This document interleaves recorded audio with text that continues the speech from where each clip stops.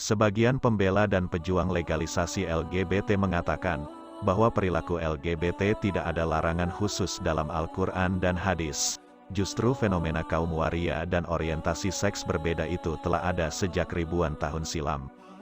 Pada masa lalu perbedaan yang terjadi pada kaum lesbi dan gay hanyalah sebatas penampilan sebagai waria, sehingga yang ada hanyalah LGBT tanpa T karena saat itu belum ada operasi ganti kelamin atau transgender. Selama zaman Rasulullah tidak membiarkan mereka mengumbar dan menularkan perilaku itu. Terbukti banyak kecaman dan ancaman dari Rasulullah atas tindakan penyimpangan seksual ala kaum Nabi Lut itu. Setidaknya ada 5 hadis yang menunjukkan bahwa Rasulullah menolak dan mengecam perbuatan seks sesama sejenis. Rasulullah juga memberi rambu-rambu agar orang normal tidak terjerumus dalam minat seks menyimpang. Berikut 5 hadis terkait perilaku LGBT. 1. Allah melaknat tindakan homoseksual. Allah melaknat orang yang melakukan perbuatan seperti perbuatan kaum Nabi Lut. Hadis riwayat Ahmad, Tobroni, Hakim, dan Baihaqi. Dalam riwayat lain, laknat itu dikatakan Nabi hingga 3 kali. Kami juga telah mengutus Lut kepada kaumnya.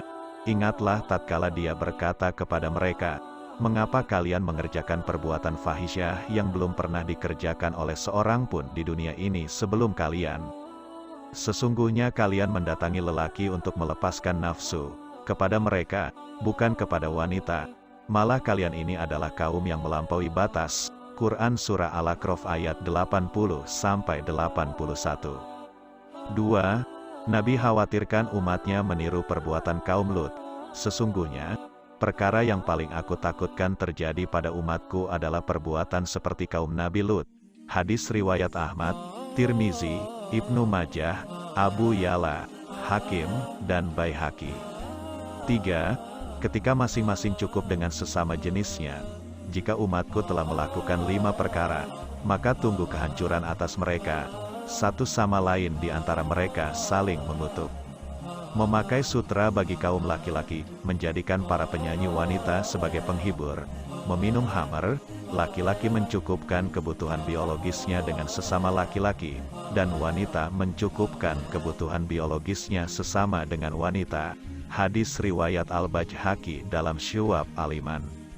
4. Wanita zina dengan wanita. Sihak antara para wanita adalah perbuatan zina di antara mereka. Hadis riwayat Tobroni. Sebagian ulama seperti Imam Alusi menyamakan antara lesbi dengan perilaku kaum Lut karena alasan perbuatannya sama, yaitu penyimpangan seksual yang dilaknat oleh agama. 5. Lelaki tidak boleh tidur satu selimut dengan sesama lelaki.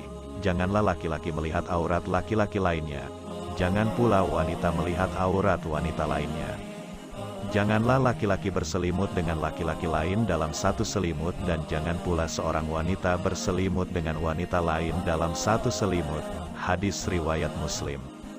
Lihatlah betapa Rasulullah memberi rambu-rambu agar umatnya tidak terjerumus kepada hubungan sesama jenis. Pada dasarnya fenomena kecenderungan dengan sejenis juga bisa terjadi pada semua orang. Senang dan gemas ketika melihat lelaki ganteng, atau wanita gemas ketika melihat wanita lain yang cantik dan imut. Bermula dari saling sentuh, akhirnya merasa nyaman dan selanjutnya terjadi hal-hal yang terlarang. Maka, Rasulullah memperingatkan dan melarangnya.